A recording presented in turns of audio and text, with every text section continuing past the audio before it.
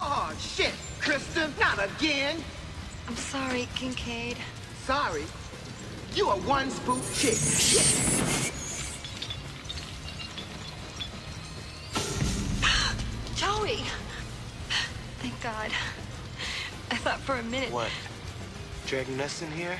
Yeah, cut it out. You're putting one serious dent in my beauty sleep. It's Freddie. He's here. I heard him. Freddie is dead, buried and consecrated. We won, remember? He's coming back for us.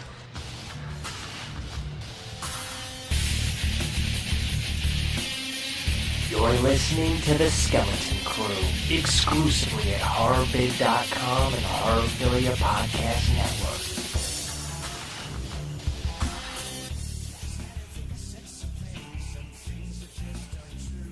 Hey, welcome back to another exciting episode of The Skeleton Crew, our big 30th show. Da-da-da. Is it our 30th show? I think, yeah. Isn't it? I think so. I don't know, who cares? Yeah, who gives a fuck? So anyway, yeah, we have a lot of stuff to get to today. I was looking at the news that we got to cover. I think it's going to be a really big, news-heavy show, and going to be a lot of stuff going on. We have Jamie Jenkins. She's going to be sitting in on the news with us and helping us out there because, that's her thing. She kills it every time, dude. Mike couldn't make it to the studio today, so it's just going to be me and Dan. But it seemed to work out anyway because the movie that we're going to review, he didn't get a chance to see anyway, so he wouldn't be there for that. And, of course, Jamie coming in with the news. We're going to be... See, here's the thing. With this show, me and Dan realized... nothing is a guarantee. Yeah, nothing's set in stone, guys. And listen, Alex, I think I can speak for you when I say this too, and Mike for that matter. It's when we plan things, you can only take it so far. The planning stages, that is. You know, you can plan all you want, put all the time you want into certain things, and sometimes it just doesn't turn into be anything. It doesn't ferment into anything. So sometimes you're just fucked. And, you know, besides us being personally upset about it, sometimes we feel like, you know, we're letting you guys down. So from here on out, we'll be making no more announcements, no more promises. When you hear it, you'll hear it. Yeah. But, yeah, what we're referring to is that we've said we're going to have an Evil Dead retrospective on the next show. We're going to... D. Workman. Yeah, Dana Workman as an interview. We're going to give the first questions for the Halloween 4 and 5 Blu-ray giveaway. That was put off an extra week. Evil Dead was put off. Dana Workman never showed up. There you go. I mean, a lot of things just don't happen like you planned, so we're going to stop doing that. You know, I'd like to have a communication with people. It's cool, you know, to do that, but it's just not working out like we want. And even telling people that we're going to do a show once every 10 days. That has never worked out since we started it. But when the show happens, it happens. What's on it is on it, and that's it. Exactly. It's great to look forward to things. It is. It's great. It's exciting. Yeah, it's exciting. Oh, great, Evil Dead. Oh, that's going to be cool. That's the fun of this show, dude, is like getting ready for all the shows and all the anticipation that goes into it, all the work that goes into it. Yeah, right, exactly. So, so no more, sorry guys, you know, hopefully you guys can understand where we're coming from. If you don't, go fuck yourselves, because we tried. No, I think anyone actually listening understands. Yeah, exactly. So we got a lot coming up. This is not a promise in the way we just got done saying. Right. We're not going to. But just in general. Now, of course, October's coming up. We hope to pack a lot of shows in October. Of course, they're going to be Halloween-themed, and there's going to be a grand finale. Now, that's a fact, so we can say that. I'll die before I don't let that show happen. Oh, by the way, if you're listening to the show and you don't know, we have a Facebook. Just look up the Skeleton Crew show, something, I don't know. It's the Skeleton Crew, yeah. It's pretty easy. We're trying to get some more traffic through there just because it's easy and convenient. Yeah, and if you find us on YouTube, the Facebook link is in the description of all of our shows. Word. So we got that, and we have a special little treat for everybody. In 2001, I was at my peak of discovering and loving Halloween movies. So, what did I do? What do you think? I filmed my own Halloween movie. Yep. Me and 3 other guys, I think. We basically said, hey, we have a Halloween Michael Myers mask. Let's make a movie. And it was like, okay, we know enough about this already, right? Yeah, let's just make it, man. Who's going to play Michael? It turned out like everybody had to play him at some point when you have 4 people. What mask did you have? What version of the mask did you have?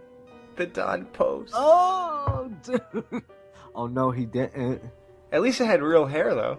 And we also we buzzed the sides out of it. That's great, dude. Okay, continue. Problem is, though, dude, the hair's all loose and stuff when he moves around. Oh, wow.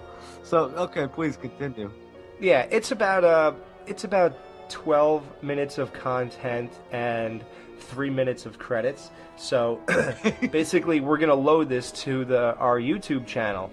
So join that, and that movie is going to be on there. And what I'm going to do is I'm going to play that movie, which will run 15 minutes. Then I'm going to play it again with commentary. Okay. So, yeah. So that way I'll give you inside little tips and funny things that happen and little, insider information. Dude, but I can't wait to see this shit. Are you kidding me? This is going to be fucking great. Dude, the acting was horrible. Basically, it was one of those. In it? Yeah. Basically, it was one of those things where we said, okay, let's go here, and then we'll talk about this. Okay, let's do this. Let's film this. And then we just sat there and we're like, so do you think Michael knows where I live? I don't know, man. We better hope not. Yeah. If he comes around here again, it's going to be bad news. Yeah. Like, that's it, dude. And that was, like, our dialogue. We had nothing. It was just horrible. But it was cool, though. You'll see. It's visually pretty cool. And it's just, it's the kind of thing where you could look at this and say, if these guys did this again and they took more than 5 hours to make it, I bet you they can make a nice little movie here. Cool. And, so that's all. But, yeah, that should be... Hopefully people will like that for Halloween. Dude, I'm looking forward to it. Fuck yeah, bro. Yeah, cool. Yeah. So we have a review coming up. The new Rose McGowan horror movie. I think it came out last week. So, hey, that's pretty current, huh? Hey. It's called Rosewood Lane, and we will review that, and then we will give a spoiler review after giving a general review. And we will timestamp that for you in the description. And one thing. Yes. I want to thank everybody who participated. We opened up the email. It's always open, but right. We opened it up to people who want to send Halloween concerns, gripes, or just insight, or any general type of, anything, really. Yeah. Thoughts. Yeah. Yep. A good amount of people have sent stuff in. And basically what that is you're sending in topics for us to talk about. So it's it's great, dude. Like, it's an interaction. Yeah, man. I mean, listen, and that's the thing too. Like, we try to incorporate everything that we get, unless it's completely off the wall or Well, that's the best stuff. We always incorporate those. All right, well, we'll be right back with our Rosewood Lane review. You might want to hear this one before. No, I'm just kidding. No, but I think you definitely want to hear this one before you consider checking it out or not. I think me and Dan are going to have a pretty good read on this one. So Stay tuned, and we'll be right back. Cheers.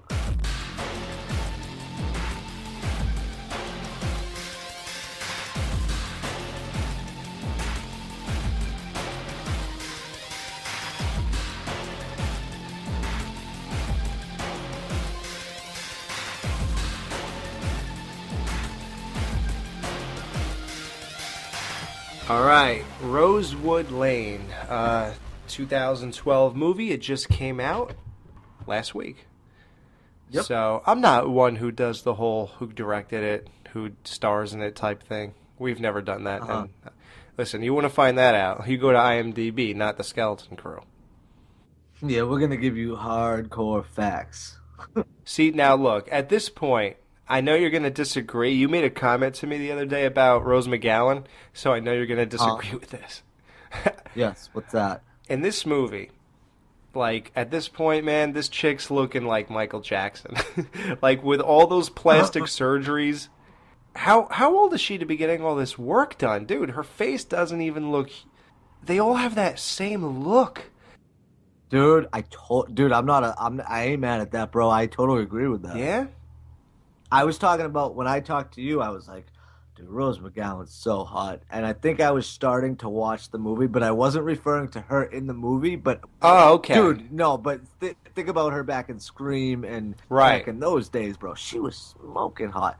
Well, you know what? I didn't like her in Scream because the blonde hair, I didn't like that on her. I thought it looked weird. But then she looked hot in, like, 98, though. That nipple shot, dude, come on. Well, that was... Yeah, you're right. Yeah, that was... Say something. No, her body... Dude, no, her body's hot. No, but here's the thing, though. To specify a little bit more, or to elaborate, rather, Rose McGowan's just the type of chick that you just want to throw on the bed and just fucking go to town. But you know what, though? Look, when I'm looking at her, all I'm thinking is, like, Marilyn Manson should be doing backflips right now. That she's so... Right. He should be so glad he got out of this. I mean, dude, she is hideous looking in this movie. But, all right, let's get to the movie now.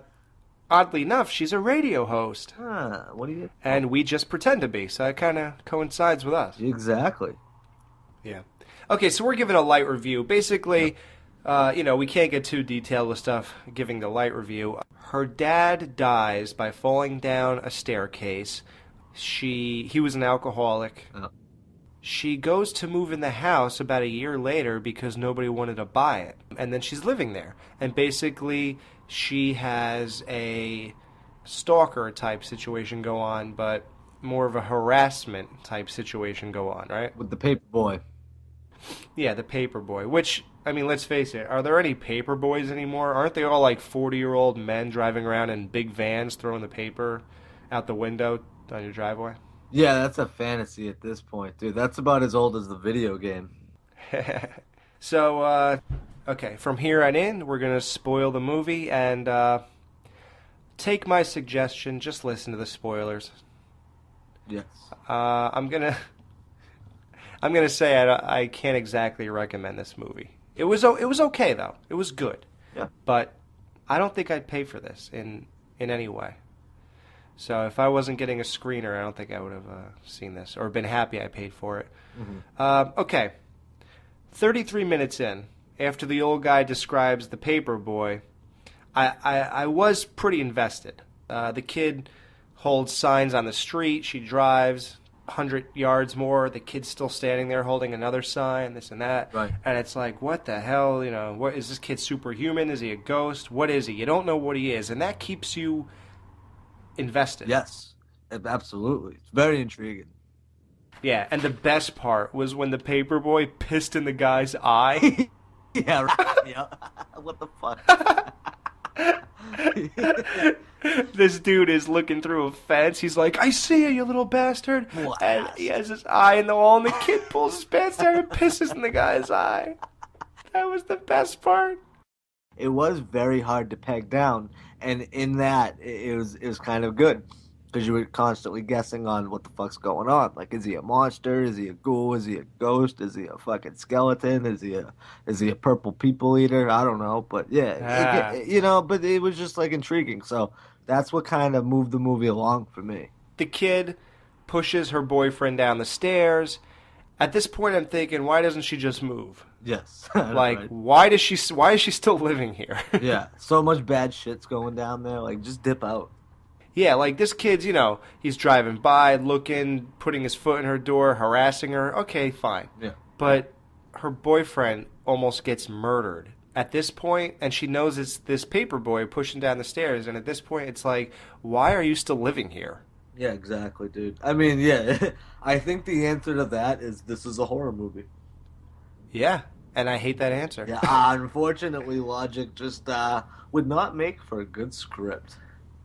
Yeah, and the dumbest part of this movie was the guy who got pushed down the stairs why didn't he believe that the same dude pushed her dad down the stairs a year earlier? Right, yeah, exactly. Like, he just couldn't accept that, yeah. Yeah, he's sitting there in a cast on his legs and his neck and everything, and we have to still convince this asshole that the same person pushed her dad down? Yep. Like, it just makes no sense, dude. That was so stupid. Yeah. Dude, I'm sorry. Like, just the scenes after that and everything, because I'm recalling a lot of this. I'm sorry. Rose McGowan's best feature is distance, dude. I mean... Good from afar, far from good. Oh, yeah. Lin Shaye's in this movie. Awesome, dude. Love Lin Shaye.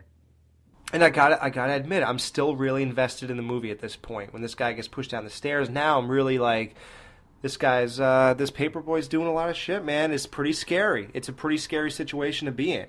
Because they give him a mystique. You don't know what he is. Yep. What were you thinking he is at this point? I didn't know. Well, dude, first of all, now the cover of this movie, the poster, the whatever, is like, is it not like a monster's eye? Am I wrong in that? I didn't see the poster. I don't know. I could have swore, dude, it was like a monster type situation. Well, something like that. It's something on the lines of that, right? To imply that this kid is not human, whatever. But I'm watching it and I'm not seeing anything, so I'm thinking, okay, well, is this a vampire? Is this that? Whatever, Right. And like I said, that's what moved it along for me. But, dude, I mean, listen, there were certain things that happened in this movie where I was like, are you fucking kidding me? Like, dude, how about when she hits him on his bike at the end and he goes flying up in a tree? Like, what the fuck? That was stupid. He would have thrown, like, maybe 5 feet up in the air, gotten tossed up. This motherfucker's up in a tree, dude. Yeah, in a tree, and still, like, yapping. But, dude, what about that weird alcoholic chick? Like, what was the point of that character? Yeah, dude, going in blind as possible only worked for me, honestly, swear to God, for about 30 seconds. You know why? Because they listed who the director was. And I just can't get past it, dude. I just can't get past that fucking creepy motherfucker, Victor Salva. I just can't. Oh, yeah, isn't he like a child molester? Yeah, dude. And I mean, listen, dude, when I look back at Jeepers Creepers, what is it, 2? Is it 1 and 2? I look at it like, oh, yeah, whenever I see like a young child or a kid or anything, yeah, oh, I wonder what he did to get the part, or, oh, I can't, dude. You know how we talk about, oh, I can get by it and whatever, those things I cannot, dude. I just can't see past it. I didn't even know he directed it till it came up on screen, and I said, up, and then I saw Ray Weiss, who's in part 2, Jeepers Creepers 2. So, some people, dude, just don't care. Maybe they don't care, but they just, maybe they forgive, or maybe they don't care, or for whatever reason. Not me, man. Honestly, I'm glad you're saying this. Honestly, dude, I skipped over the credits because I had to do something, so I couldn't really hang too long. Right. I'm glad you said that. I'm glad I didn't know it ahead of time. I really felt that the directing wasn't that great. The shots were not iconic imagery at any point. Nope. Like it was just all right. It was just like, I don't know. It wasn't that great. Like the director, it wouldn't occur to me to think of who it is. So it's funny that that's him. Everything in general, dude, it just didn't do anything for me. It was just, I was watching it and I just could not get into it, dude. I wanted to. Like I said, I disagree. I was into it the whole time.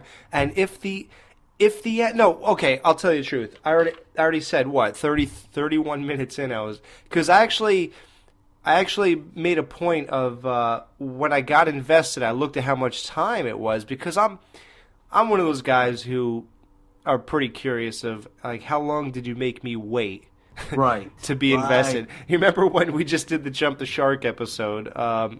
One of my gripes with the Amityville Horror 3 was that you made me sit through an hour and 6 minutes.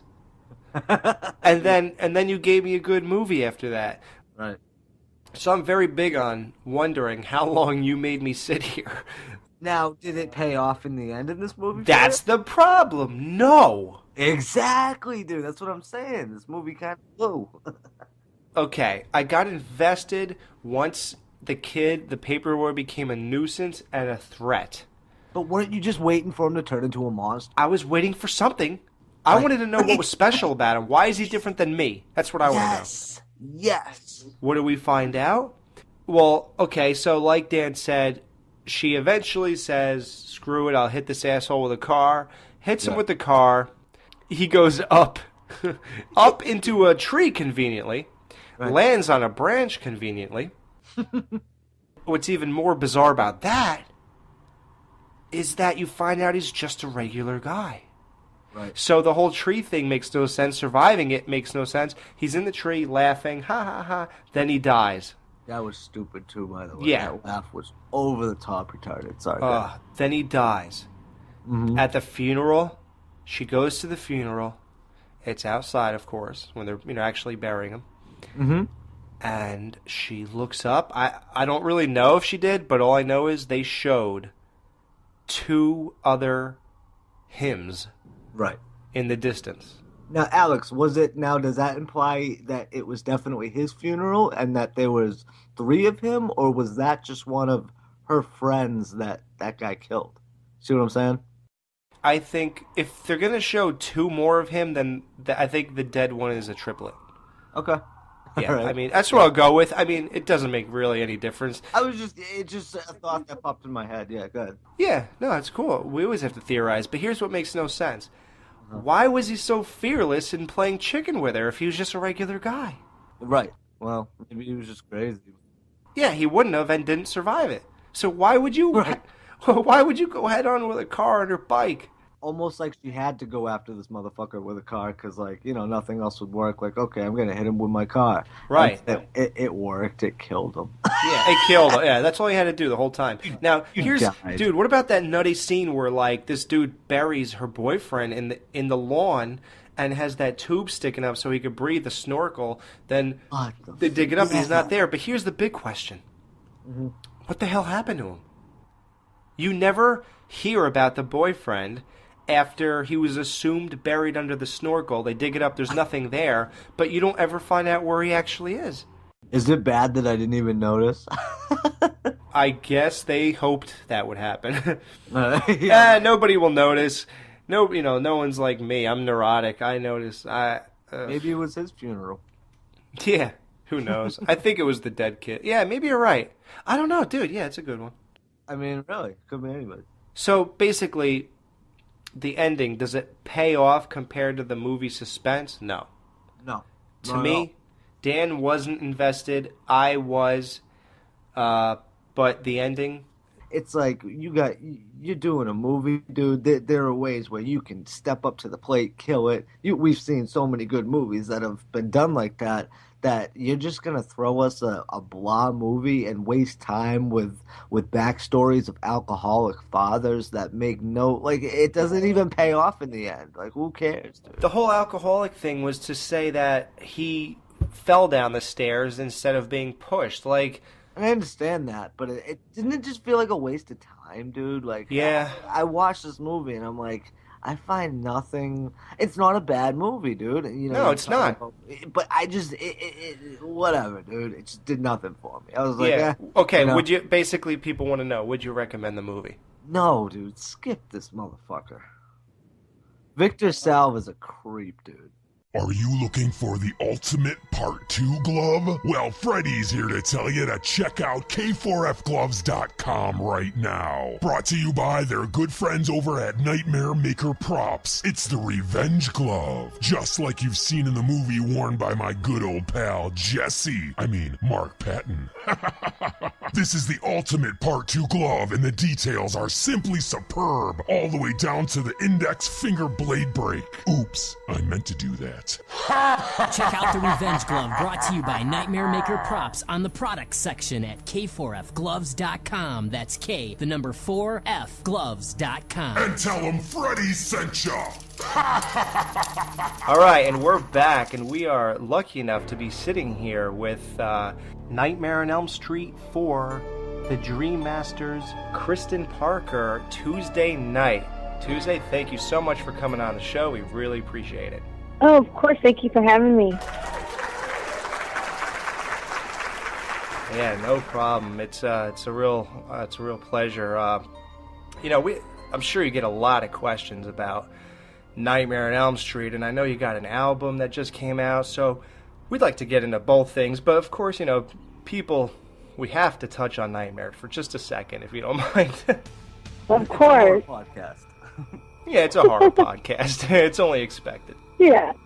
I guess, like, one of the main things that I think of when I think of your character is, since you played a part that was already played in a prior movie from a different actress, as for the direction, like, that you were given to continue that character, were you asked to watch part 3 and, like, match it as best you can, or were you asked to, like, almost tap into the growth of her character after having survived the experiences of part 3 and life is, like, getting better for her now?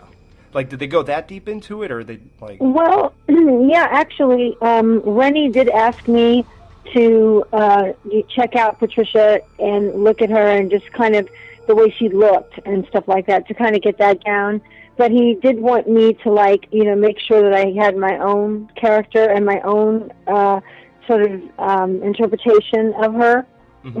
which I did. And I just think, the only thing I think really that changed was, I think that mine had just a little bit more of an edge, I agree with that. Yep.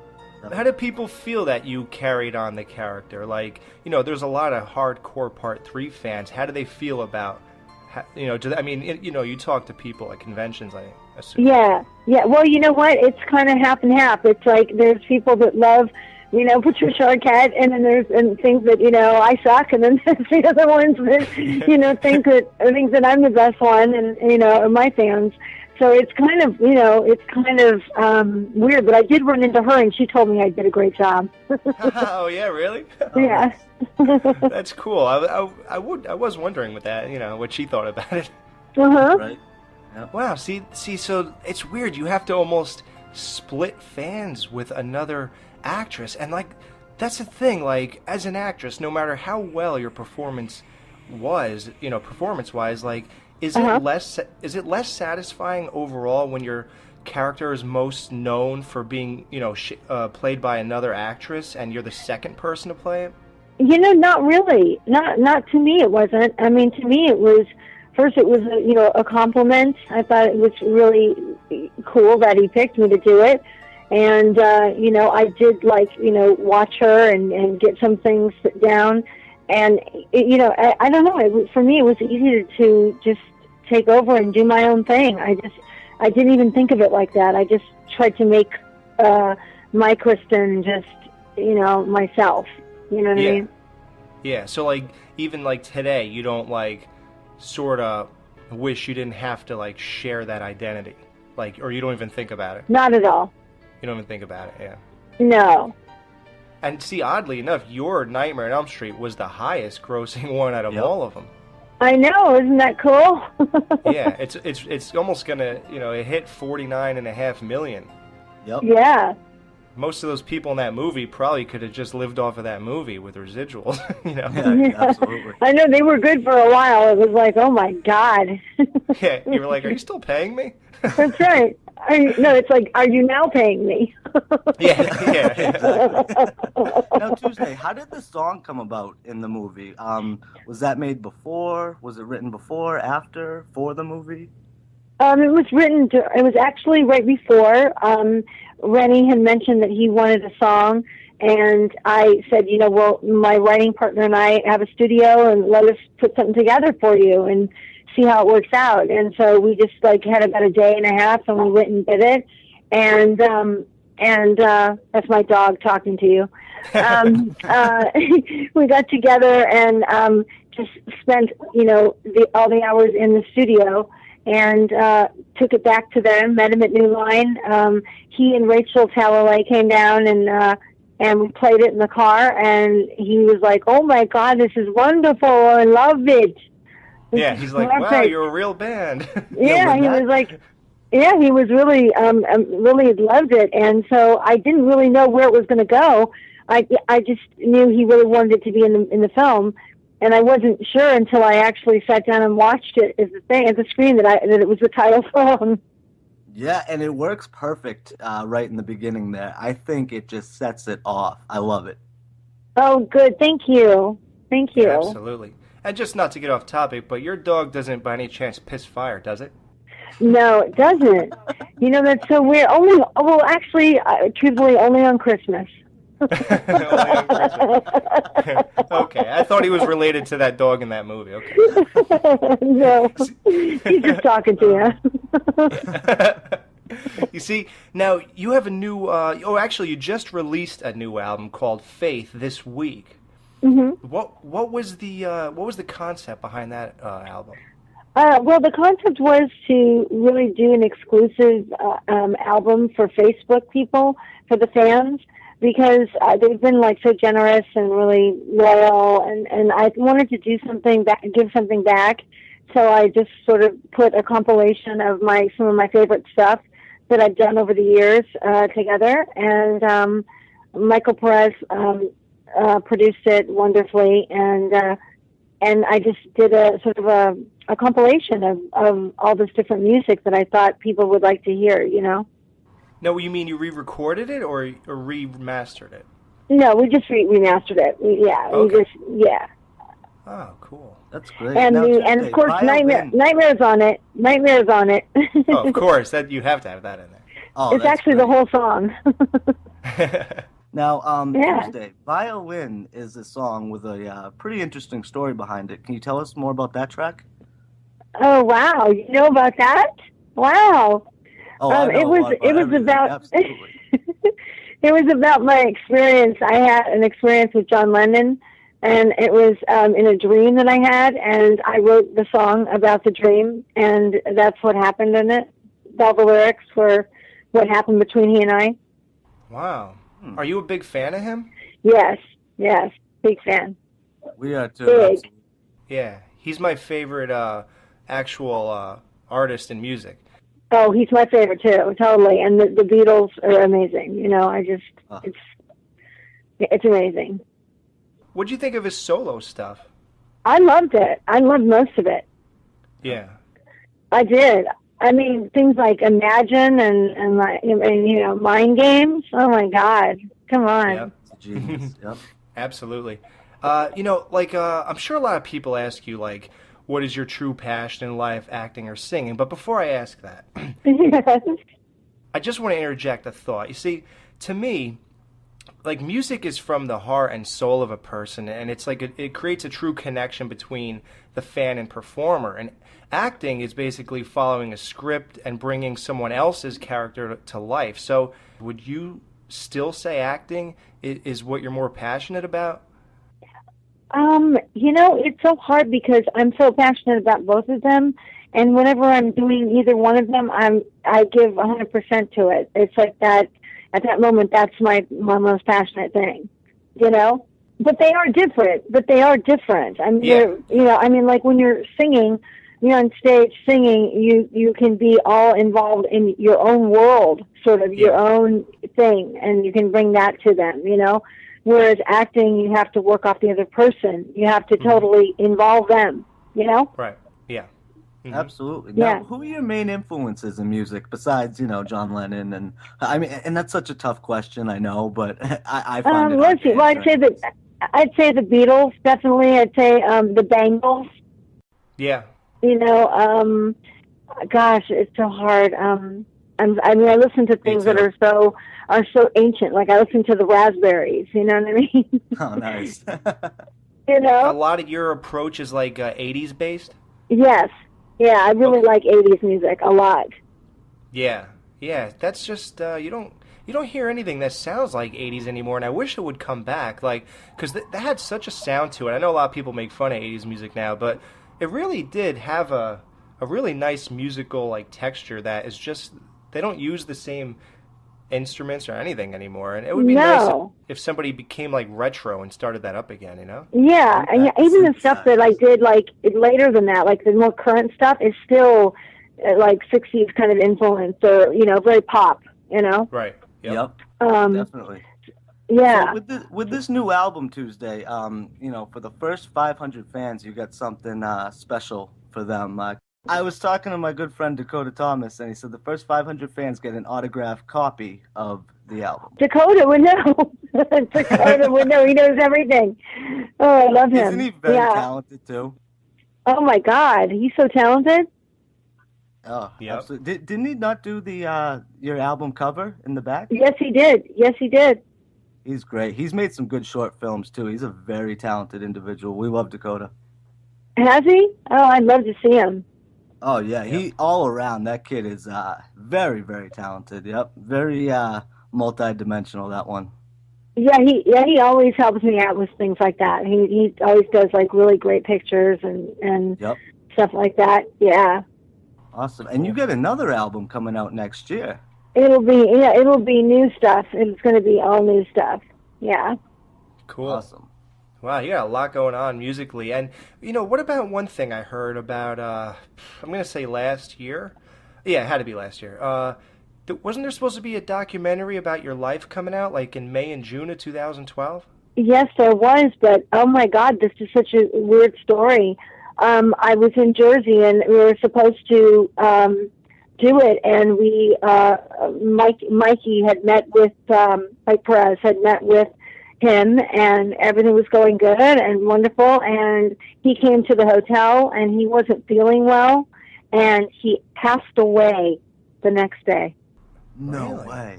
The director, can you believe that? Just so sad. I couldn't even believe it. And I've been talking to him, and really having great conversations and stuff. And oh my gosh, it just freaked me out. Oh my God, that's crazy, huh? Wow. Yeah. So no, that didn't happen. It wasn't meant to be. Obviously, it just wasn't in the. Yeah, and it's almost like after that, you don't even want to try to find another director. It's just kind of weird. No, I didn't. I just said, yeah, just forget it. Yeah, because that was just so. Yeah. It was just so sad. Yeah. Yeah. Wow. That's a shame. Well, sorry to end this off on a bad note. That's okay. Yeah. Well, Hopefully he's in heaven listening to your radio show, so that's all good. We hope so. You guys have been like the most fun. Oh yeah? Yes, you guys are great. Thanks. Thank you very much. We appreciate that, and we love you, Tuesday. We really do. Yeah. Oh, thank you. I love you guys too. Thanks. Yeah, thanks for doing this. We appreciate it. Okay. Well, thank you for having me. I appreciate it. Definitely. So everyone, check out, look up on iTunes and Amazon for Faith, her favorite songs, all in one CD, and a future CD coming out next year. And we could all enjoy Nightmare on Elm Street Part 4 whenever we want, of course. Yes. Yep. All right. Well, thanks again, and maybe we'll, come back when you have something new, coming out. And Yeah. We'd love to talk to you again. I'm doing a couple movies next year, so maybe I can talk to you about that. Yeah, definitely. Oh, that's great. Yeah. Well, we look forward to it. Okay, cool. Me too. All right. Thanks a lot. Thanks, Tuesday. Okay, bye, guys. Okay, bye. See you later. Bye.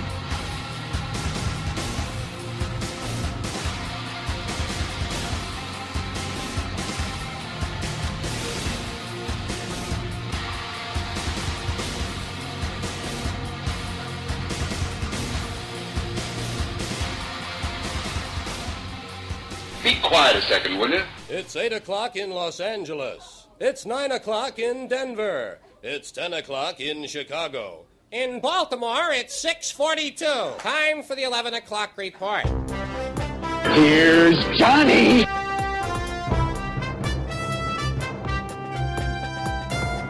I have come here to chew bubblegum and kick ass. And I'm all out of bubblegum.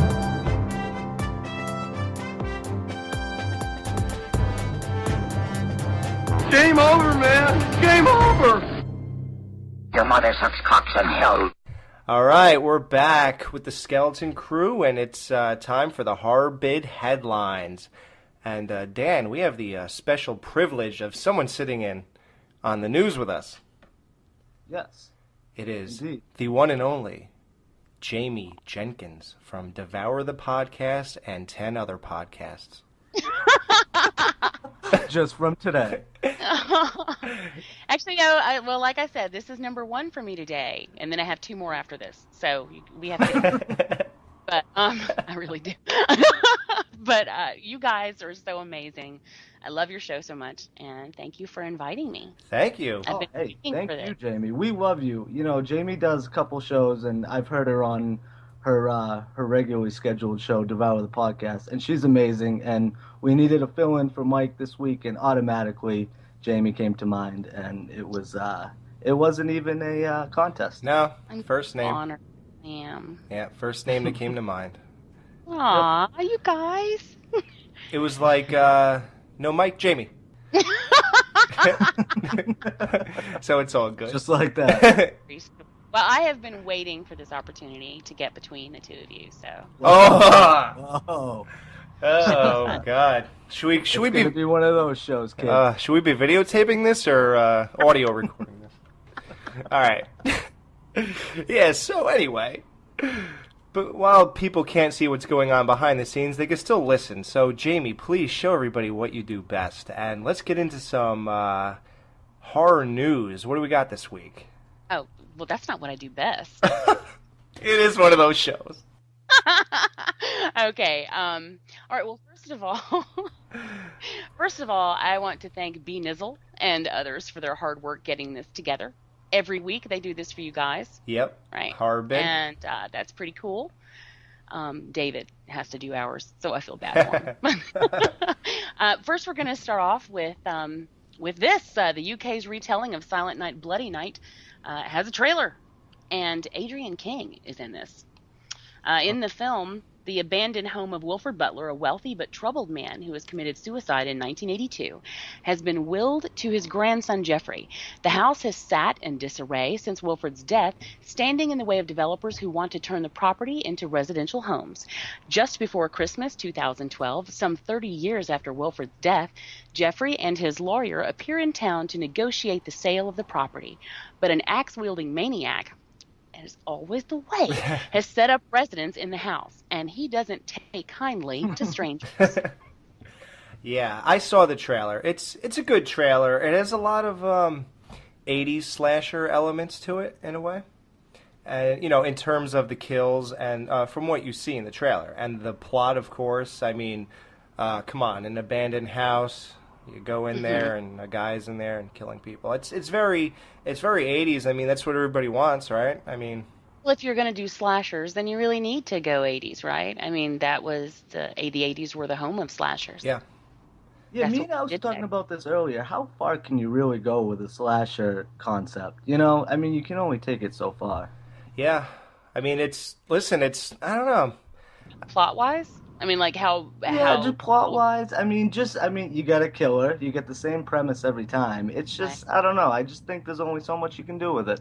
The only thing you can hope to do is keep people interested with the kills, because that's what slashers are all about, and sex. Show them enough tits and give them enough interesting original kills, and it'll keep them happy. Yeah. Because that's what people walk into slashers expecting to see, right? That and really cool music. There's a thing that we had back in the 80s when, and forgive me while I digress here, but back in the 80s when you had a slasher, you were just about guaranteed some kick-ass music to go along with it. And, I mean, you had people like Alice Cooper writing songs, and Dokken, doing songs for slasher movies. Now, it just seems so generic. And it doesn't really have that same feel. But if you want to go and make a real slasher, then, whip out some really good metal. And because to me, those go hand in hand. Right. It's odd for me to watch a slasher and there be no metal. Like Freddy versus Jason was really weird for me. There were, I think, a couple of songs that were pretty good, but it was just different. It was so different. And I think that's part of it, So you need tits. Always the tits. You always need those tits. You got to have the tits. And you know what? I don't even like the ones in, like, the Friday the 13th remake.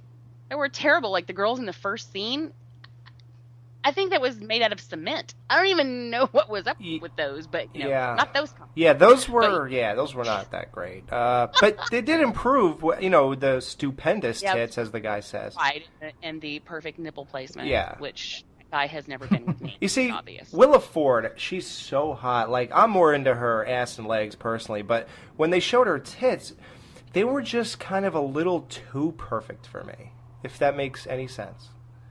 No, I understand that. Yeah, almost like an assembly line type of tit.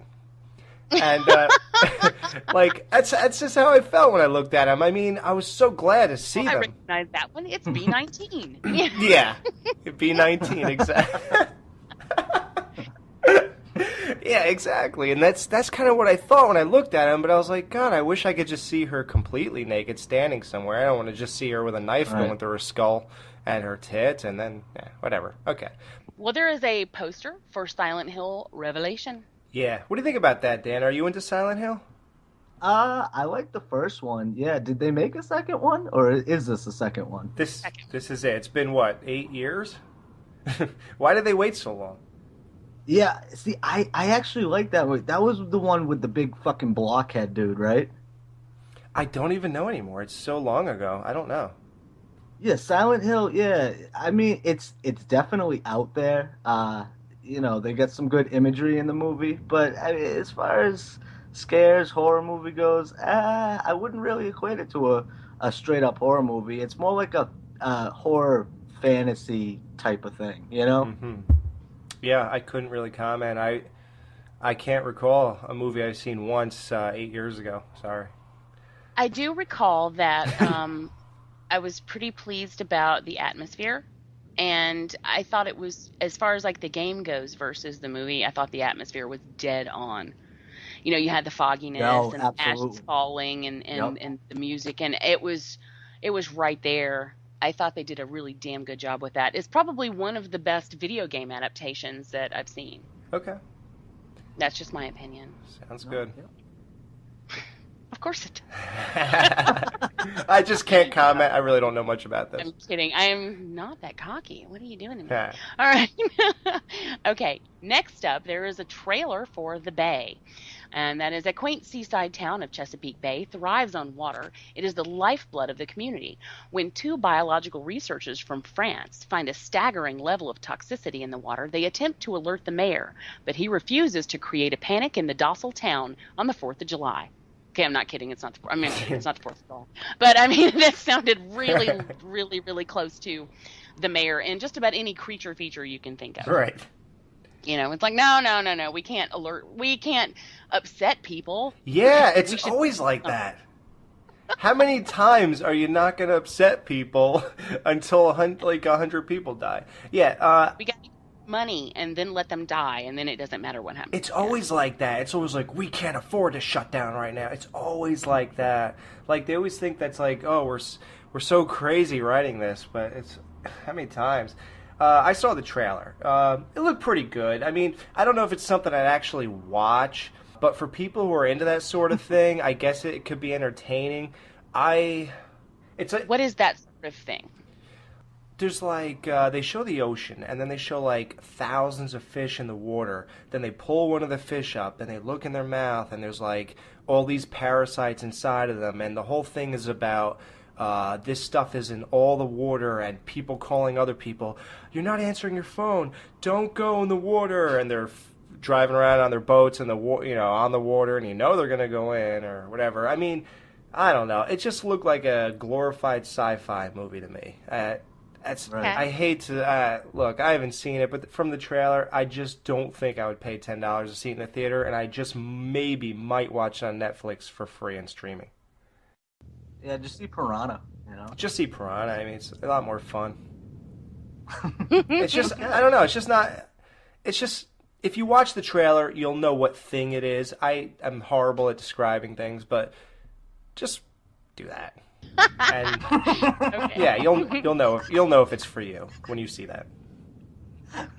Yeah, it's not your cup of tea. It's very specific. Yep. I'm the same way. Yeah. It's just not your thing.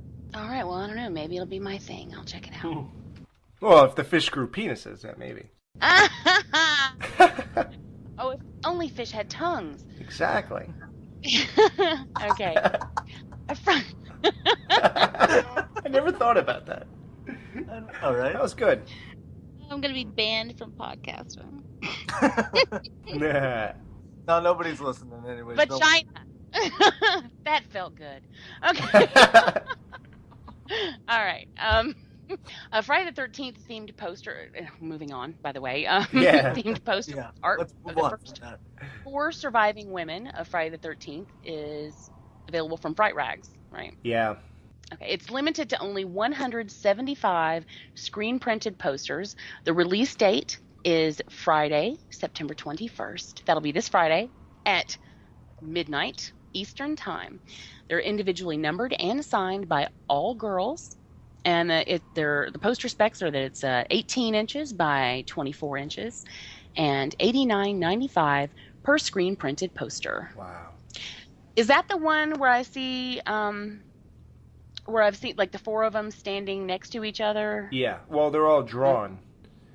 It's Oh, no, I haven't seen it. Yeah. Dan, you saw that, right?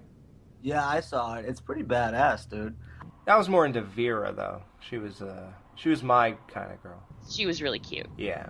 And Chris was a little too self-centered for me. She was all wrapped up in her own thing. You know, Dan has a lot of depth, actually. When he picks which girls, like when we did the Friday the 13th retrospective, we would always go with, like, the hottest girl in the movie and at the end of the show. And Dan always had trouble with that because he judges it by the character. It's Aww. Yeah, instead of just how big her tits are. You. Yeah, but after every grown-up thing I said, there were just crickets like for days after that. I was like, okay, all right. I think that's sweet, and nothing wrong with that. I mean, because in all seriousness, there are a lot of different factors that go into deciding whether or not someone's hot. And doing a lot of podcasting, like I do, and I frequently talk to people. But I don't see them. I just talk to them. But you can easily be attracted to someone simply based on how they sound, what they have to say, you know, their sensibilities, things like that, their sense of humor, which is extremely important. We're shit out of luck. Yeah, we're fucked. I personally think that looks are secondary to, or even tertiary to everything. Because tertiary, what does that mean? I don't know what that means. It's the 3rd level. Like I can tell you're on a dumb show right now. But you know, it doesn't. I mean, it looks to me. Yeah, I mean, because I've dated the hot guy, and as soon as he opened his mouth, I regretted it. I've been in that situation too, where you just can't strike up a conversation, or at least a meaningful conversation with them. Yeah, and in all fairness, I dated the hot girl too. When she opened her mouth, I didn't regret that. But you know what? Thanks to guys like you, Dan, then girls like me have a chance.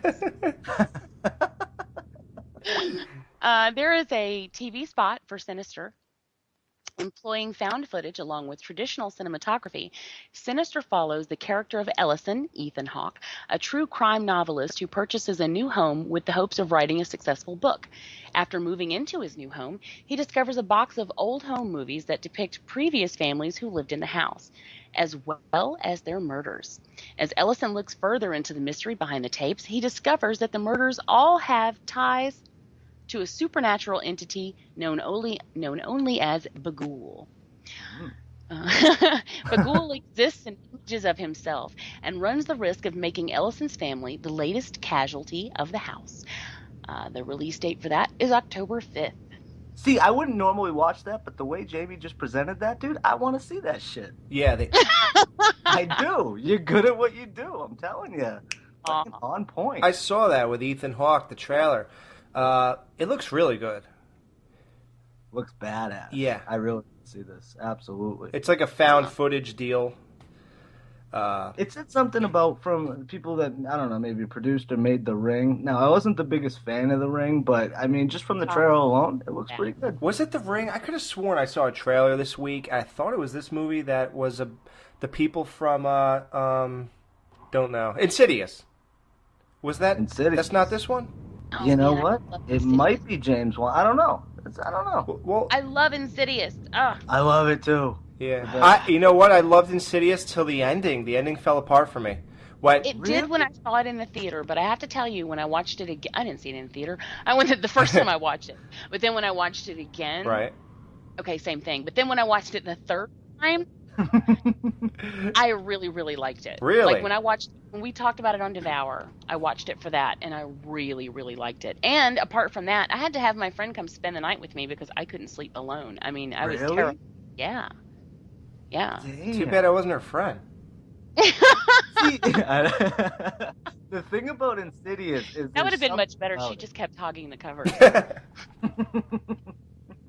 I'm going to recall, I only saw it once, so help me with this. I'm recalling... 8 years ago? Yeah. Right?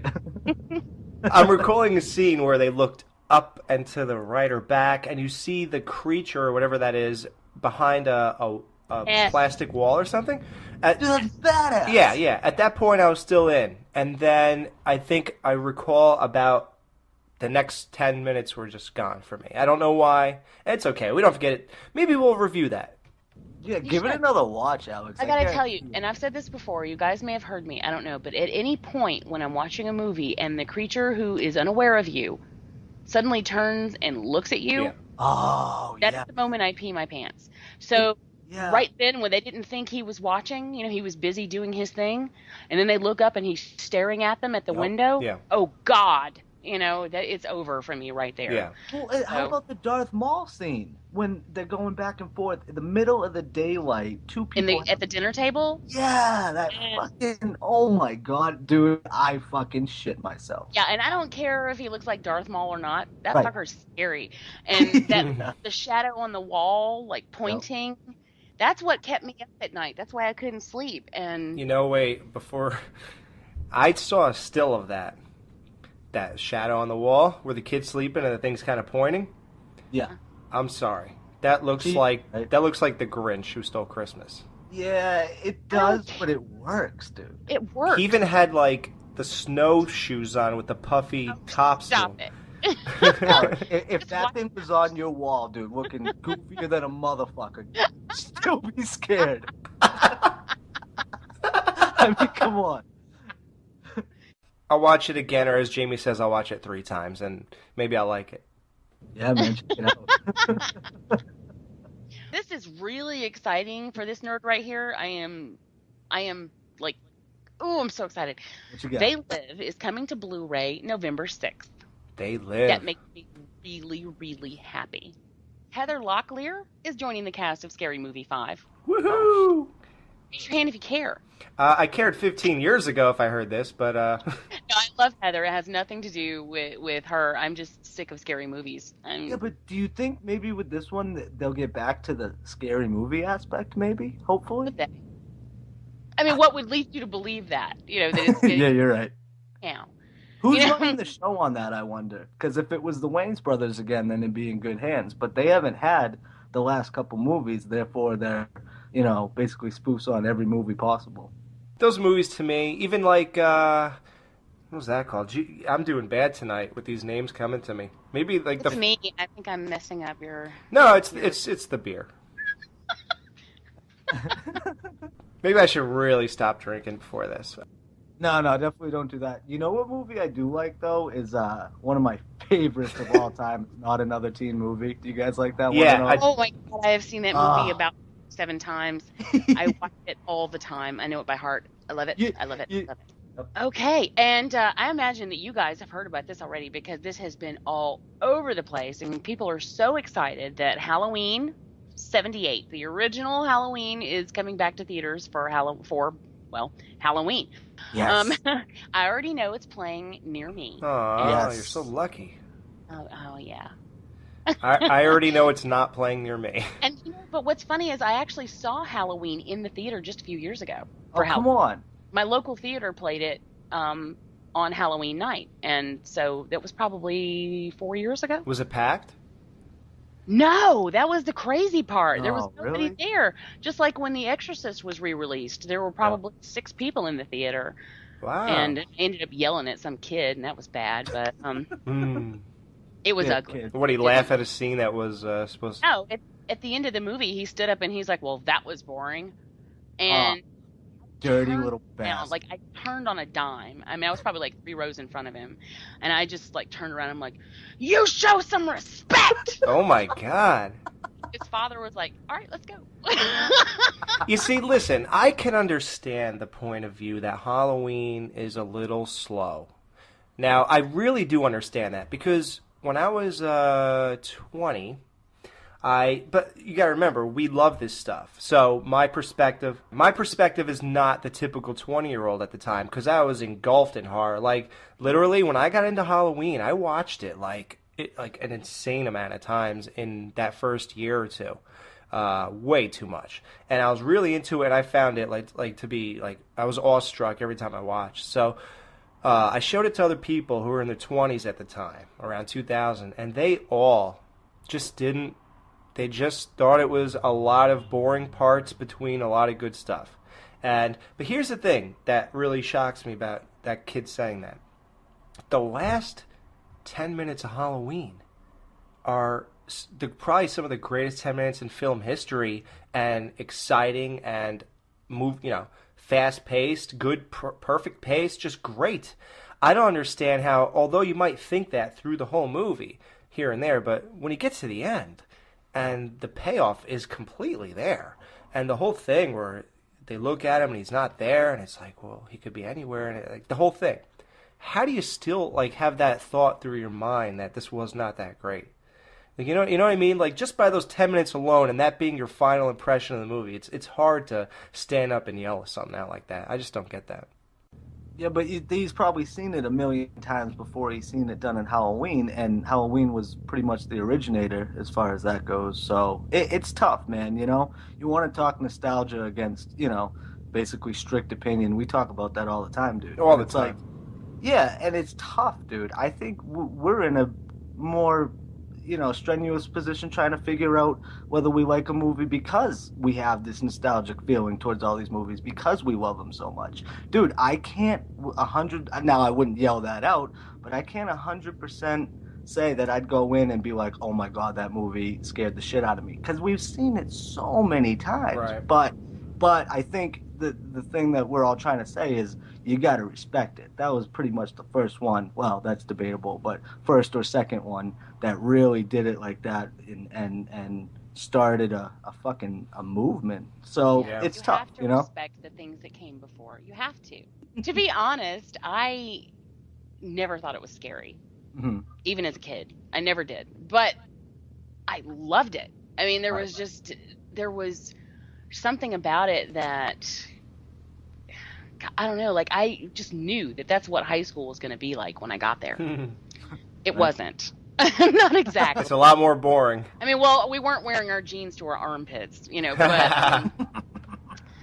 but there was something about it that spoke to me, and I absolutely loved it. And I guess there is a lot of nostalgia there. I freely admit, when I talk about older movies, nostalgia is there in spades. I mean, it colors the way I feel about things heavily, but I don't think you can help that. I think that's just the way it is.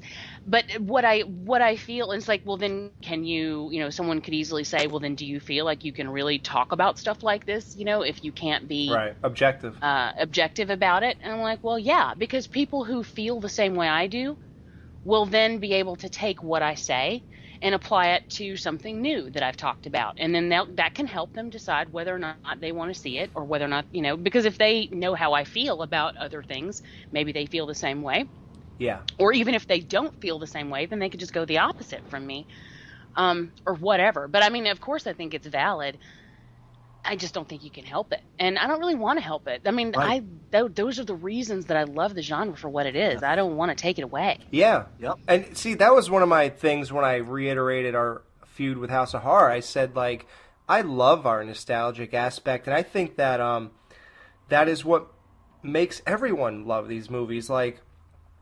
No matter what you grew up with or anything, going back and revisiting, you're kind of recapturing, you might not even know, you're subconsciously recapturing all these great times as in your youth, or even the great times reliving. Listen, even if you had a party and it was the greatest part of your life and you went home and you were sleeping with a smile on your face, wouldn't you love to relive that 5 years later if you thought about it one day and said, that was the best, man? That's what we get to do with these movies. So it's a great feeling. Nostalgia is a great thing. But on this show, I think what our approach is, and it's weird, we never really talked about it, but I think just hearing it and living it like me and Dan have done, I think what we do is kind of, we give both views because we do the nostalgia thing, but then we also give a realistic, well, this was kind of not make sense, this kind of was weird, this kind of this kind of that, but we love it. Yeah, dude, how many times, Alex, have you said, now, right off the bat, I love this movie, but it's got a few problems. I think it was part 6, the Friday the 13th part 6 show. Yeah. I said, I'm going to say a lot of good things about this movie, and I don't think I ever got to that part. Like, I just kept on, like, doing the... Part 6 is one of my favorites. Yeah. It is. And, well, it was filmed here, for one. So, I mean, I know you guys have the first one, or at least you do, Alex. But I've got... What, sweetie? Where do you live? I'm in Georgia. Oh, okay. I'm in Athens. But it was filmed here in Georgia. I actually went to high school with one of the campers that was in the movie and knew another one of them. So that was kind of fun. And so there's that. But really, I really love it because I had this huge crush on Matthews? Tom Matthews. Tom Matthews, yeah. So, but anyway, again, I digress. You guys are going to know all my horror crushes by the time I'm done. I know. Go to HalloweenOnScreen.com to find out if it's playing by a theater near you, and if it's playing in a theater near you. If it's playing by the theater, you probably won't be able to see it. We take great notes here. I'm sorry. I don't know what you're making fun of. That's okay. No, that's what happens because I just read what's given me. I don't put any brain into it. I was in charge of that. You might want to make some corrections next time. Oh, there's going to be a next time? Yeah, if Mike can't make it, sure. and you're willing. I'm always willing. Okay. I'm excited about this too. There's a trailer for Mama, and that is Mama is presented by Guillermo del Toro. Nice. And this story revolves around 2 little girls who disappeared into the woods the day that their parents were killed. When they're rescued years later and begin a new life, they find that someone or something still wants to come tuck them in at night. And the trailer for that, I think, looks really cool. I'm excited. Typically, anything that Del Toro dips his fingers in, I'm okay with. That's what I was just going to say, Jamie. I haven't even seen this trailer, and I hear Del Toro, I'm there. Yeah. Absolutely. So, folks, check that out. It'll be worth your time. Mm-hmm. All right, another trailer that I've been excited about was Texas Chainsaw Massacre 3D trailer. Oh, fuck me. Uh-oh. We have a problem here. No, Is that an dude, offer, I'm or are you upset? No, I'm just beyond excited about that. Oh, good. Okay. Well, Bill Moseley spoke about this on your show. Do you remember? It was on episode 19 of your show. By the way, I love Bill. He's an awesome guy. Fun interview, though, with Bill Moseley, man. It was so easy to talk to him. He was such a cool guy. He's a really cool guy. Easy for you. I had ulcers. Yeah, that's true. I'm just kidding. Well, it doesn't compare to when me and you were scared shitless when Danny Trejo picked up the phone. Like, we all fucking skipped a beat when that happened. Aw, that's so cute. Yeah, he was like, "Who is this?" We're like, no, literally. Well, yeah, because we got put in, basically we called publicist, and the publicist connected us. So there was a moment there while we were connected, somebody had to talk. So it was him, and he just goes, "Who is this?" Like, shit got real. I thought he was like the real guy from all his roles. That's the thing, though. That guy is a badass, dude. So he wasn't fucking acting. No. Sorry, go ahead. I apologize. I don't know. Okay, well, this is the synopsis for that, okay? Decades later, and hundreds of miles away from the original massacre of 1974, a young woman named Heather learns that she has inherited a Texas estate from a grandmother she never knew she had. She had to have known she had one. I mean, that's just genetic. Yeah, that just don't happen. A Texas estate from a grandmother she never knew she had. What the hell? Who wrote this? Didn't you? I was gonna say that's you, brother. Dude, I pulled it from Horror Bid, man. Don't blame me. You pulled it from somewhere. I'm gonna be pulling as soon as we get off, so let's get this over with. Okay. And then I'll get off again. For that? Oh, that was such a ta-dunch. All right. I mean, my podcast to wait. I'll be happy to help you. After embarking on a road trip with friends to uncover her roots, she finds she is the sole owner of a lavish, isolated Victorian mansion. But her newfound wealth comes at a price as she stumbles upon a horror that awaits her in the mansion's dank cellars. Leatherface. Yeah. Leatherface. Look at me, I'm Leatherface. Look, a lot of people have a really strong opinions on this, and they should. It's a high profile sequel. Now, January 2nd, 2013 is when that's coming. January 2nd, but let's talk about that now. Everyone knows that January is the month you dump shit movies on. Yeah, why'd they do that, dude? They had it for October for a while. Dude, it must be a shit movie. You think so, though? Yeah, if you have a movie slated for October and then it gets dumped to January, and they didn't have any more work to do on it. Right. They've lost faith in it, and they're not bucking for the Halloween crowd. Ah, can you believe that? Well, that's disappointing. Why'd you guys have to go and say that? Hey, we're the news. We'll give it to you whether you like it or not. Unbiased. Yeah, that's what I always say. Yeah. Right? That's what I tell my dates. Yeah. Yeah, right.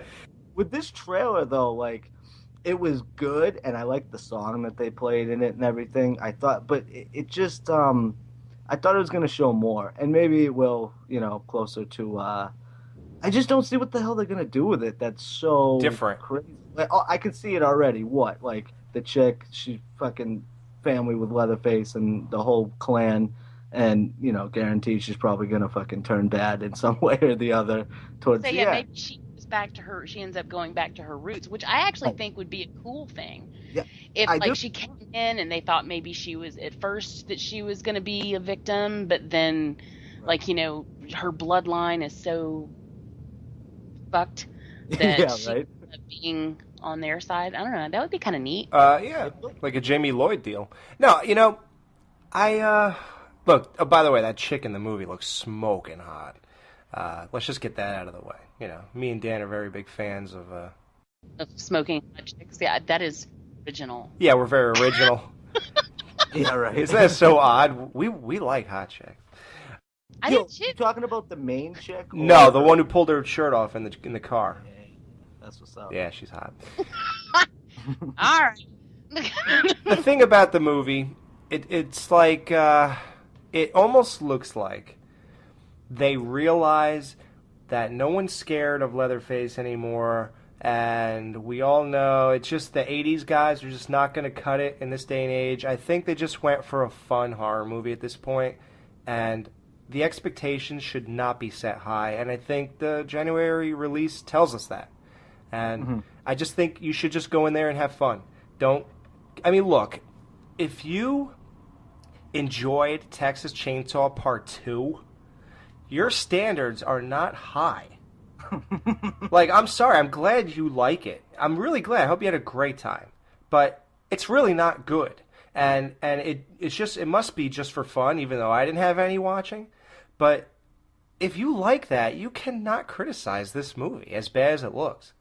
Oh, you pissed me off during I knew we would. During the jump the shark episode. I gotta tell you, I was over here screaming. Well, not just that one, but there were several things that you guys talked about that I'm like, what the fuck are you talking about? I love Texas Chainsaw Massacre too. I do. Oh, come on, Jamie. Really? No, I do. Now, when I called in, didn't I mention Next Generation? Yeah. I know I did. Yeah, you did gloss over 2 and say that one. That's why, yeah. Look, I agree. Yeah, actually, I think 4, whatever number that is worse. Oh, of course it's worse, but we got to go with the jump.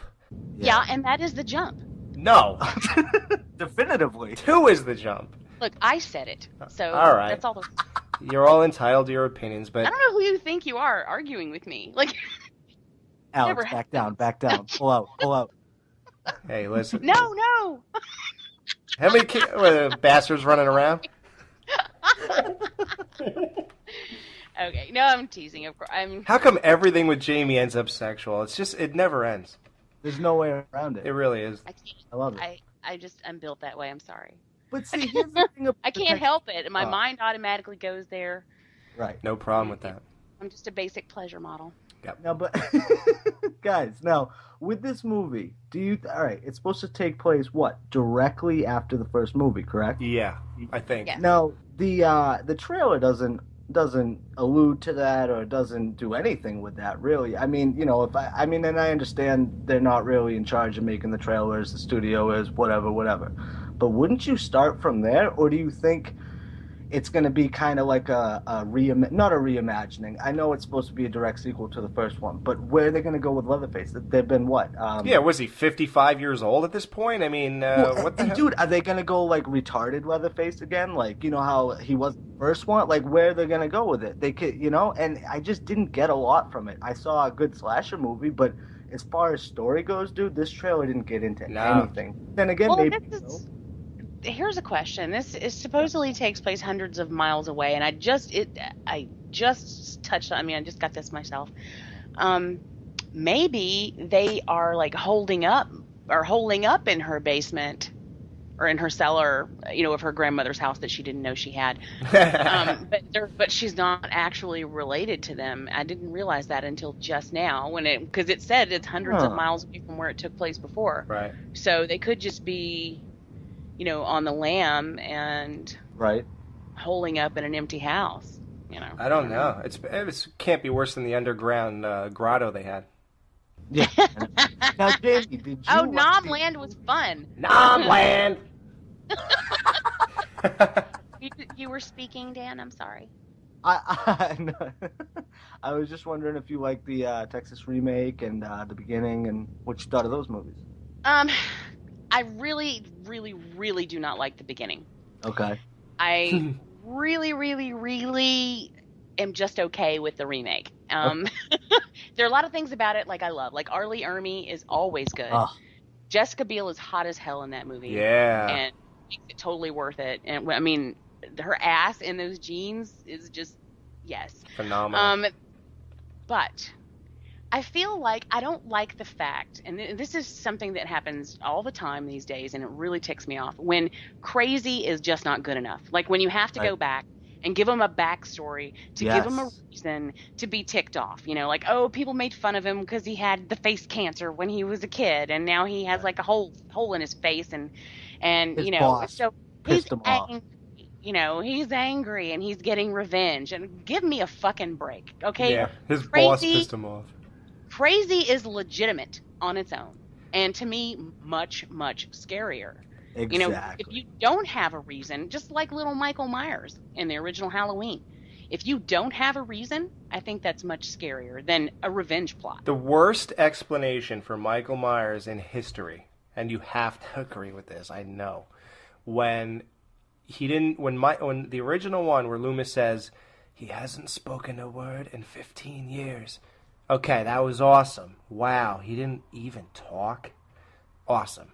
I don't want to know why. In Rob Zombie's Halloween, did they not... see, I'm wondering if I have a cloudy or invented my own answer for this, but I think I'm correct with this. My recollection is he stopped talking because he asked Loomis to do something, and Loomis said no, and then he's like, well, I have nothing more to say then. Yeah, he's being a brat. Is that right? He was pouting? That's your answer? Now, let me ask you guys a question about Jamie Lee Curtis being revealed as Michael Myers' sister in Part 2, as opposed to him just stalking a babysitter. Now, did that kill Dan, we have a lot to get into this October. Let's save that. Thank you for that, tickling their ass with a feather. That's what I do. We will get into that, people. We have a big Halloween month coming. Fun. Oh, I can't wait. I know. October is going to be fun. Yep. Well, remember a while ago when we were talking about Scary Movie 5 and how I was done with it? Well, it turns out that Lindsay Lohan has been wreaking havoc for the producers of Scary Movie 5. No. I know, right? According to the Post, getting the very unpredictable Lindsay Lohan to do a cameo role in Scary Movie 5 has been a frightening experience for producers as she tried to avoid a scene making fun of her troubles. Dimension Films signed Lohan to play a cameo in the horror spoof opposite Charlie Sheen. But over the past 2 weeks, as the date for filming approached, Lohan disappeared, blew off rehearsals, missed her flight to the set, and even bizarrely claimed she had walking pneumonia. Well, see, to me, that's just normal behavior for her, right? I mean, didn't you expect that? Yeah. Apparently, the troubled starlet freaked out after seeing the script for the film was poking fun at her. It's a spoof. What do you think you're doing there? Going to train poke you. wreck? She did it in Machete. She had no problem with that. Right? At the 11th hour, Lohan did report for work, however, only after she was threatened with a lawsuit by a Hollywood legal eagle and a private jet was sent to pick her up. With cocaine in it. Yeah, and I heard they had a hell of a time landing in her front yard. Yeah. Now, this is a quote from Hollywood Insider that says, Lindsay missed every meeting she had for the film, including script reads and wardrobe meetings. Then she missed her flight to Atlanta on Sunday to shoot the movie. The producers had been getting signs Friday that she was a mess and would not be fit to work. Multiple sources say that Lohan decided she didn't want to do the film because she thought her scene made too much fun of her. A source says it went pretty hard at Lindsay. Yeah, I hope I hear the script if this never comes to fruition. The script features a kiss with Sheen and that, quote, she'd been freaking out about it for weeks. A rep for Lohan said, quote, these stories are untrue and she is willingly fulfilling all of her obligations. However, reps for Dimension had no comment. Scary Movie 5 is slated to hit theaters nationwide on April 19th, 2013. That pretty much says it all. I mean, I have no comment. I'm good. Yeah, I'm sad. You know how I feel about flight. Yeah, exactly. That pretty much sums it up. Well, Daniel Boyd's 1988 cult classic Chillers finally gets a DVD release now that no one's buying DVDs anymore. Yeah, exactly. I love these things. On DVD, special DVD. I'm like, are we in 2003? Are we still getting excited? Hey, when's the VHS coming out for Titanic? I mean, thanks for the beta. Yeah. It's going to be, and the Titanic one is on two tapes. Yeah, 2 tapes. I feel like that's where we still are with this DVD, big news stuff. Hey, I love VHS. But 3,000 copies of Night of the Living Dead available on Blu-ray. Yeah, it's a limited edition thing.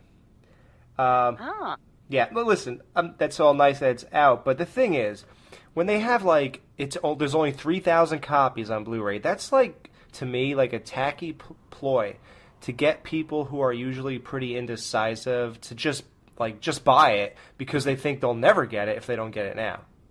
It's kind of like a pretty low-life tactic to sell these things. That or they just want to get rid of them. Yeah. There's that. And why make 3,000? What if they sell in a month? Why wouldn't you just keep making money? I don't even understand this. But whatever. No. Because then those 3,000 people who have them won't feel special. Who cares? Won't feel special anymore. They're not special. All right, we have a first look at RoboCop's new suit. Wah, wah, wah. What did I hear someone compare it to yesterday? Batman? Yes. Was that you? Yeah, probably. Oh, dude, you're right. Oh, my God, dude. And my buddy Kyle said it best. There's nothing robo about it. It does not look like a machine. It looks like an asshole in a Batman outfit with no cape. And no hat, no bat hat with the ears. It's not an asshole. He's a good actor, man. He's good in the killing. I'm not talking about the guy. I'm just saying the outfit. It's just I'm trying to bring up a bright point of the movie. I mean, it's got a good cast, but yeah, dude, that suit sucks. It does have a good cast. Yeah, it does. Yeah, we got some more Chainsaw Texas. Texas Chainsaw 3D stuff here. It looks like there could already be a sample. What am I talking about? A sequel in play here. Dan Yeager, the man who is donning the Leatherface mask in Texas Chainsaw 3D, has been moderately active on his Facebook page as of late, chiming in whenever he can to interact with fans. Yesterday, when asked by a fan if the company would keep the TCM franchise alive, Yeager answered, and I quote, "I think there's a compelling story to be told going forward without resorting to Leatherface in space." Wow, Leatherface. I like that. Yeah. Barring box office disaster, there should be at least one more installment, maybe more. That was amazing. If you're going to make a Leatherface in space, you can call him Leatherspace. That is like the coolest title for a piece of shit movie. Oh, well, yeah. Why not? Can you imagine that? Leatherspace. I'd watch that one. A&E's Bates Motel has taken the liberty... now, of course, you know about Bates Motel that's coming out on A&E. Has taken the liberty of making some changes. Mm-hmm. Norman Bates has a brother. What? No. And they also found their Norman. Right.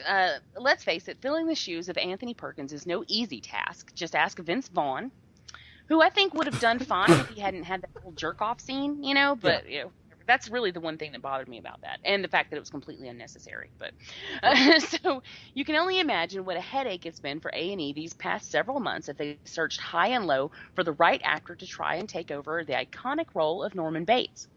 Well, according to TV Guide, this long and exhaustive search has finally come to an end as the role has finally been cast to Freddie Highmore, the 20-year-old... Heim. Sorry, I'm really like a 13-year-old boy. That's the 20-year-old English lad first gained notoriety opposite Johnny Depp in 2004's Finding Neverland, and reteamed a year later with Depp in Charlie and the Chocolate Factory. Mm-hmm. With Highmore playing the lucky golden ticket winner Charlie Bucket. Okay. Well, as for the brother thing, I don't like when they mess with the stuff like that. Norman has a brother. It changes the entire dynamic. I mean, how is that going to work? And why would you do that? Yeah, why? Do they need more? You can't get other characters for this? Right. You have to have a brother? You have to... Hey, Porque. Yeah. Like, right? Okay, they found their Norman. They got that guy to play him. I don't know anything about him to make a judgment. He looks all right, I guess. He can't look any worse than the kid from E.T. who played Norman in Part 4 Psycho. Yeah. Oh yeah, Henry Thomas. Yeah. I mean, what's the difference? You got him. I'll take this guy too. So I'm a huge Psycho fan, as some people might know, and I know. Yeah, and hey, listen, I'm all for it though. A lot of people say, leave it alone. Listen, I'm dying for something to come out, and right. I even sat through that other Bates Motel. Remember, they turned it into a movie in '87. It was the pilot for the TV show with Lori Petty. Yep. Do you remember that? Oh wow! Oh my God! Do you remember that? Going back. I totally forgot about that. You pulled that right out of your ass. Yeah. Wow. Yeah. But I'm talking to my mom the other day, and she's like, yeah, your grandfather picked him up one time. I'm like, what? I guess it was when my grandfather was in the service, and Anthony Perkins was hitchhiking. From where? I have no idea. My grandfather was in the reserves at the time, so he was traveling from the base home, and he knew who Anthony Perkins was. Now, I don't think Psycho had been out yet, but Anthony Perkins was a well-recognized guy and an actor and stuff like that, so he knew who he was. And I don't know if he was openly gay at that point. I'm not sure. I don't know when he came out or whatever, but basically him and his buddies picked up Anthony Perkins, which, I mean, if I saw Norman Bates on the side of the road, I certainly fucking wouldn't do. But anyways, yeah, so they picked him up and gave him a ride, and at this point, he was already an established actor, so I guess he wrote him a check for some money, or he got my grandfather's address rather, and sent him a check a month later for helping him out and all this stuff. I was like, please tell me you have the check, and she's like, I don't think so. I was like, God damn it! So right after I heard the story, I had to call Alex before the story was even over. I'm like, yep, yeah, dialed him up. So I just thought that was a little noteworthy story to tell. No, that's very cool. Yeah, isn't it? It is. Yeah. So, yeah. Lucky bastard. Yeah. Well, that's awesome. Yeah, looking forward to A&E. And we have one final news piece to wrap up our longest news segment in history. Hopefully, people are like, "Why you guys take so long between shows?" We've had a lot of behind the scenes like chaos with scheduling and things like that. And that's why the Evil Dead show had to be pushed back. Hopefully, just one show. So that's why we're going to make this extra long. And Jamie really hit a home run on this. So go ahead and let's go for the Grand Slam, the biggest news for Halloween at the moment, I believe. Bring it home, baby. Yeah. It makes it so much easier when you're encouraging me to do it. As a lifelong... I told you get your own theme song, too, so there's no way. Ooh.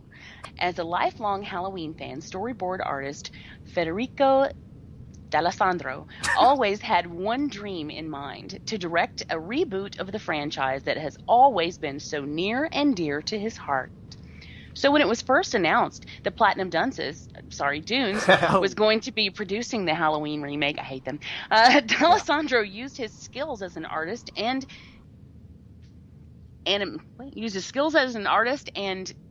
animatic supervisor, or I kept wanting to say animaniacs, to create a very... It's time for it. to create a very refined animatic to show the tone and storytelling that he would bring to the project if he were lucky enough to have that chance to direct the film. That was a really long sentence. Unfortunately, as we all know, talks eventually bottomed out between Platinum Dunes and the Weinsteins, temporarily putting a halt on D'Alessandro's lifelong dream. To watch the video, go to horrorbid.com. In the headlines. Everyone's saying it's brilliant, it's great, it's phenomenal. It's very nice.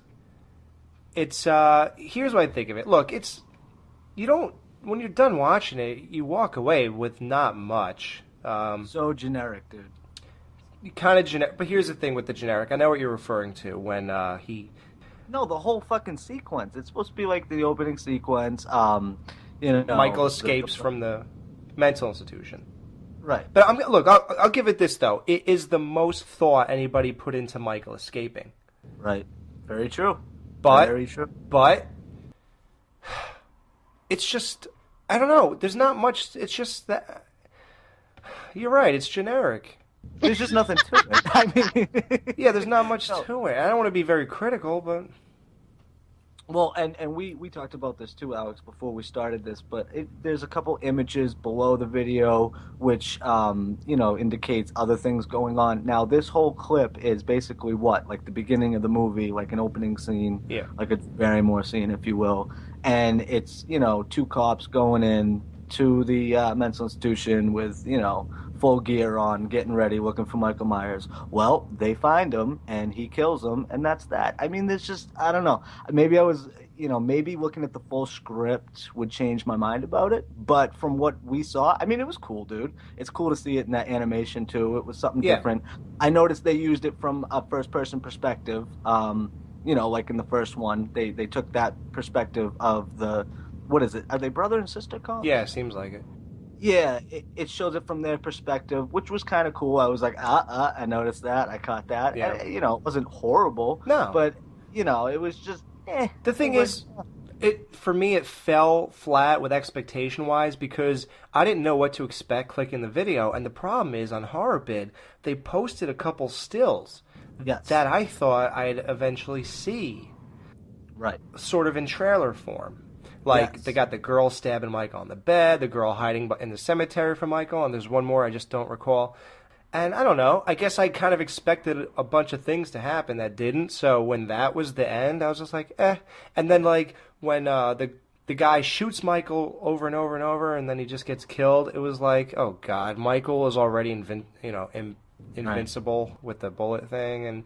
I don't know. That was only the reason the bullet thing works so well in Halloween is because when Loomis shot him, you expected him to die, and the reason it was so amazing is because when he looked, he was gone. If you just make it so you just shoot him and he just keeps coming at you, there's nothing great about that. It's not a big reveal. It's just generic at that point. It's, there's no payoff in that sense. It's just, I don't know. But maybe I'm just jaded. I don't know. I don't care. But it was fine. Yeah. It was. No, you're right. I think in the Halloween lore now, everybody knows Michael Myers, and everybody, I think people would be shocked if he actually went down if he got shot at this point. Yeah, right. Do you know what I mean? So, yeah, what are you going to do? I mean, that's the thing. This is the first Halloween news that we've gotten is a fucking animation piece of a movie that's not even going to be fucking made. So except for Blu-ray releases. By the way, Halloween 4 and 5, and as of Tuesday, Halloween 2 and 3 are on Blu-ray from Shout Factory. I have both. I know you're jealous. And that's about it. So, Jamie, I just want to thank you so much for coming on and sitting in on the news with us, and basically guiding us through the news, since that's what you do best. Tearing shit up. Well, thanks for letting me do my thing, guys. Yep, thank you, and looking forward to hearing you coming back on the show. Oh, well, I would be honored. If you're still willing to have me after this, then that would be great. Hey, all parties, it will be consensual. Oh, good. I do hate when I have to get mean about it. All right, and that's all we have for tonight. And we will be on in probably a month from now. Who knows? No, we're looking to fill October up with a show every week, if God willing. Yeah. So. Well, that was good for me. Yeah, thanks. And so there you go. Alex, that's Dan, and Jamie. Thanks again. Thank you. Thank you guys for listening. Peace. See ya. Bye.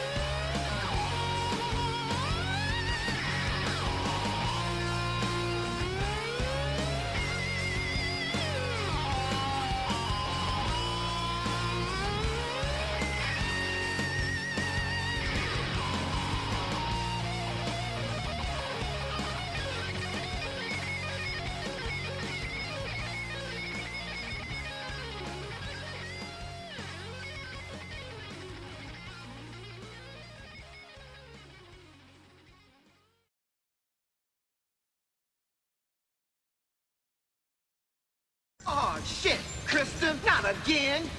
I'm sorry, Kincaid. Sorry? You are one spook chick.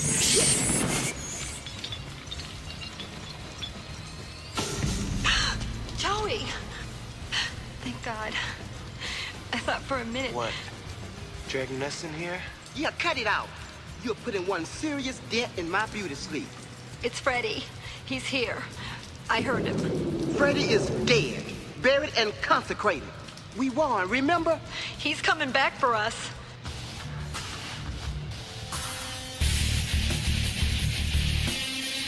You're listening to The Skeleton Crew, exclusively at HorrorBid.com and Horrorphilia Podcast Network.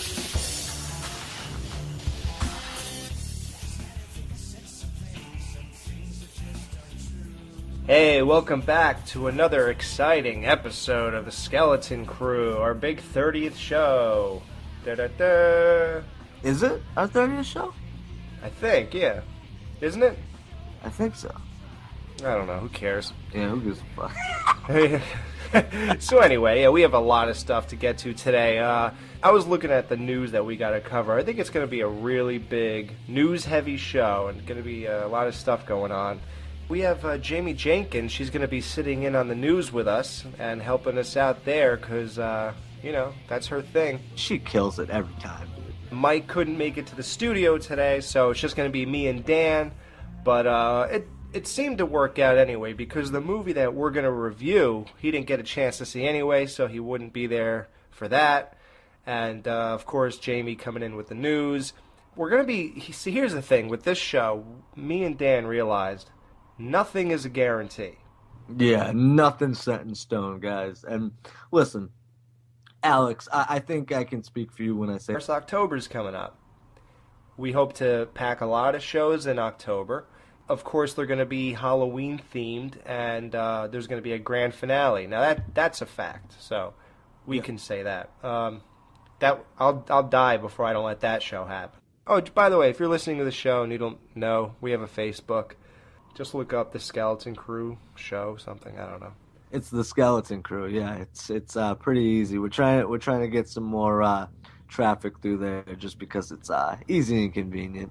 Yeah, and if you find us on YouTube, the Facebook link is in the description of all of our shows. Word. So we got that, and we have a special little treat for everybody. In 2001, I was at my peak of discovering and loving Halloween movies. So, what did I do? What do you think? I filmed my own Halloween movie. Yep. Me and 3 other guys, I think. We basically said, hey, we have a Halloween Michael Myers mask. Let's make a movie. And it was like, okay, we know enough about this already, right? Yeah, let's just make it, man. Who's going to play Michael? It turned out like everybody had to play him at some point when you have 4 people. What mask did you have? What version of the mask did you have? The Don Post. Oh, dude.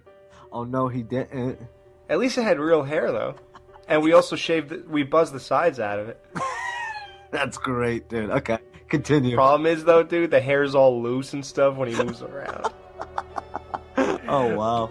So, okay, please continue.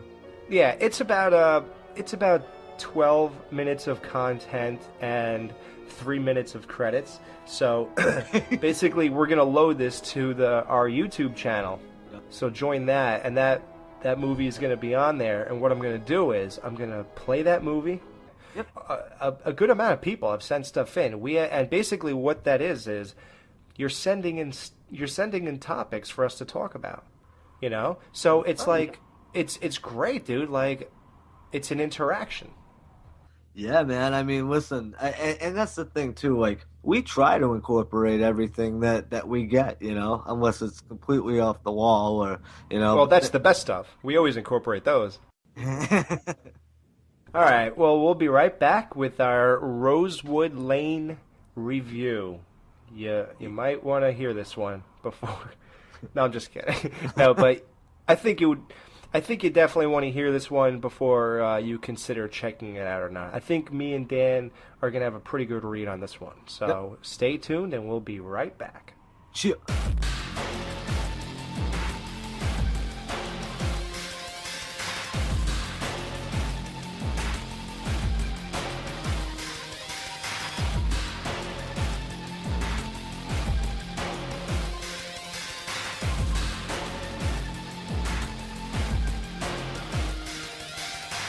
All right, Rosewood Lane, 2012 movie. It just came out last week. Yep. So I'm not one who does the whole who directed it, who stars in it type thing. We've never done that. And listen, you want to find that out, you go to IMDb, not the Skeleton Crew. Yeah, we're going to give you hardcore facts. See, now look, at this point, I know you're going to disagree. You made a comment to me the other day about Rose McGowan, so I know you're going to disagree with this. Yes, what's that? In this movie, like, at this point, man, this chick's looking like Michael Jackson. Like, with all those plastic surgeries. How old is she to be getting all this work done? Dude, her face doesn't even look... They all have that same look. Dude, I ain't mad at that, bro. I totally agree with that. Yeah? This too, and Mike for that matter. It's when we plan things, you can only take it so far. The planning stages, that is. You know, you can plan all you want, put all the time you want into certain things, and sometimes it just doesn't turn turn into be anything. It doesn't ferment into anything. So sometimes you're just fucked, and besides us being personally upset about it, sometimes we feel like we're letting you guys down. So from here on out, we'll be making no more announcements, no more promises. When you hear it, you'll hear it. Yeah. But yeah, what we're referring to is that we've said we're going to have an Evil Dead retrospective on the next show. We're going to... D. Workman. Yeah, Dana Workman as an interview. We're going to give the first questions for the Halloween 4 and 5 Blu-ray giveaway. That was put off an extra week. Evil Dead was put off. Dana Workman never showed up. There you go. I mean, a lot of things just don't happen like you planned, so we're going to stop doing that. I'd like to have a communication with people. It's cool, to do that, but it's just not working out like we want. And even telling people that we're going to do a show once every 10 days. That has never worked out since we started it. But when the show happens, it happens. What's on it is on it, and that's it. Exactly. It's great to look forward to things. It is. It's great. It's exciting. Yeah, it's exciting. Oh, great, Evil Dead. Oh, that's going to be cool. That's the fun of this show, dude, is like getting ready for all the shows and all the anticipation that goes into it, all the work that goes into it. Yeah, right, exactly. So, so no more, sorry guys, hopefully you guys can understand where we're coming from. If you don't, go fuck yourselves, because we tried. No, I think anyone actually listening understands. Yeah, exactly. So we got a lot coming up. This is not a promise in the way we just got done saying. Right. We're not going to. But just in general. Now, of course, which will run 15 minutes. Then I'm going to play it again with commentary. Okay. So, yeah. So that way I'll give you inside little tips and funny things that happen and little, insider information. Dude, but I can't wait to see this shit. Are you kidding me? This is going to be fucking great. Dude, the acting was horrible. Basically, it was one of those... in it? Yeah. Basically, it was one of those things where we said, okay, let's go here, and then we'll talk about this. Okay, let's do this, let's film this. And then we just sat there and we're like, so do you think Michael knows where I live? I don't know, man. We better hope not. Yeah. If he comes around here again, it's going to be bad news. Yeah. Like, that's it, dude. And that was, like, our dialogue. We had nothing. It was just horrible. But it was cool, though. You'll see. It's visually pretty cool. And it's just... It's the kind of thing where you could look at this and say, if these guys did this again and they took more than 5 hours to make it, I bet you they can make a nice little movie here. Cool. And, so that's all. But, yeah, that should be... Hopefully people will like that for Halloween. Dude, I'm looking forward to it. Fuck yeah, bro. Yeah, cool. Yeah. So we have a review coming up.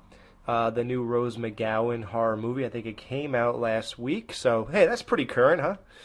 Hey. It's called Rosewood Lane, and we will review that, and then we will give a spoiler review after giving a general review. And we will timestamp that for you in the description. And one thing.